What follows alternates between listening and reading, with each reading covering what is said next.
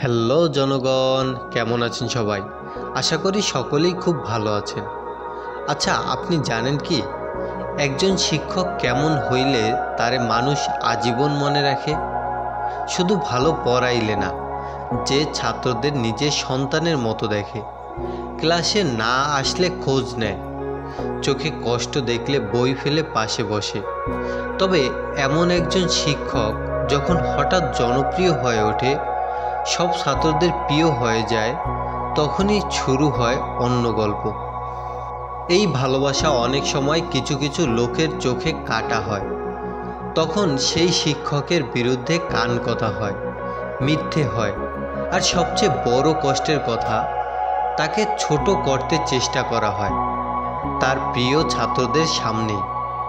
আজকে আমি একটা গল্প বলবো এমন একজন স্যারের, যিনি শুধু পড়াতেন না, বরং ছাত্রদের ভবিষ্যৎ গড়তেন।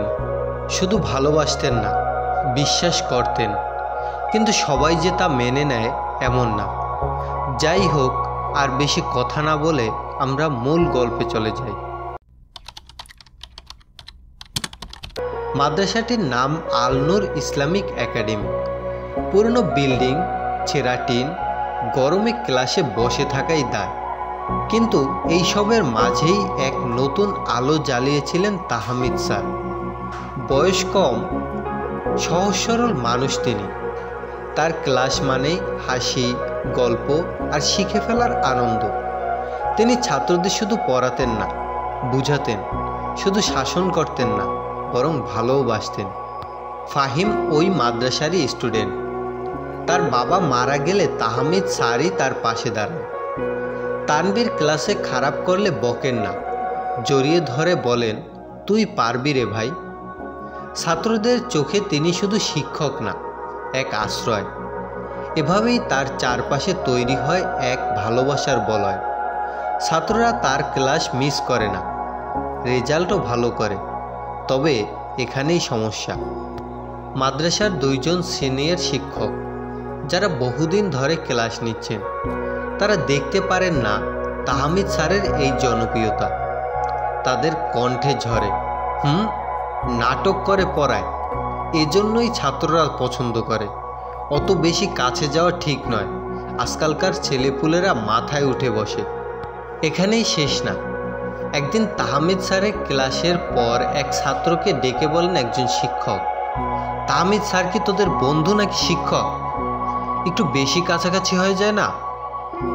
শুনে ছাত্রটা চুপ, মনে দাগ পড়ে। পরদিন ছেলেগুলো একটু দূরে বসে। তাহমিদ স্যার বুঝে ফেলেন কিছু একটা হয়েছে।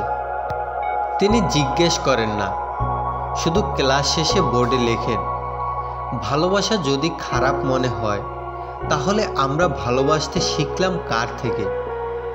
দুদিন পর একজন শিক্ষক বইয়ের ভাঁজে একটা চিঠি পান, ছাত্রদের লেখা। স্যার, আমরা জানি কারা কেমন। আপনি যদি দূরে চলে যান, আমরা শুধু শিক্ষক হারাবো না, একজন আশ্রয় হারাবো। যারা আপনাকে নিয়ে খারাপ কথা বলেছে, তারা হয়তো শিক্ষক, কিন্তু আপনি একজন নির্মাতা। আমরা আপনাকে বুঝি। চিঠিটার নিচে সই ছিল রাফি, সাদিক, জয়নাল এবং শামীমের। চোখে জল ভেসে ওঠে। সেই শিক্ষক চুপ করে জানালার পাশে গিয়ে দাঁড়ান। তাহমিদ স্যার তখন ক্লাসে গল্প বলছেন, ছেলেগুলো হাসছে। শিক্ষকরা দূর থেকে তাকিয়ে থাকেন, মনে মনে বলেন, আমি তো ভাবতাম ছাত্রদের ভয় দেখিয়ে সম্মান পাওয়া যায়, কিন্তু আজ বুঝলাম ভালোবাসা দিয়েই জয় করা যায়। এই গল্প শুধু একজন শিক্ষকের নয়, যে কোনো ভালোবাসা, ন্যায়ের পথে চলা প্রথমে বাধা পায়, কিন্তু ভালোবাসা থেমে যায় না। শিক্ষক যদি ভালোবাসা দেন, ছাত্ররা শুধু শেখে না, তারা মানুষ হয়। আর ঈর্ষাকারীরা এক সময় নিজেরাই বুঝে যান ভালোবাসা সবচেয়ে বড় শক্তি।